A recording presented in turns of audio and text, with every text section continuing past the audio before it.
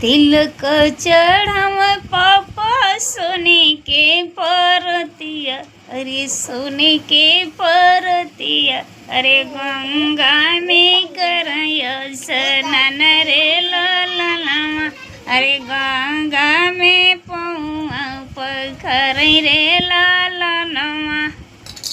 पौआ पखरी पापा घर के लवटना, अरे घर के लवटना, अरे बेटी देवड़िया दैले ठहरे ललनमा, अरे बेटी देवड़िया दैले ठहरे ललनमा।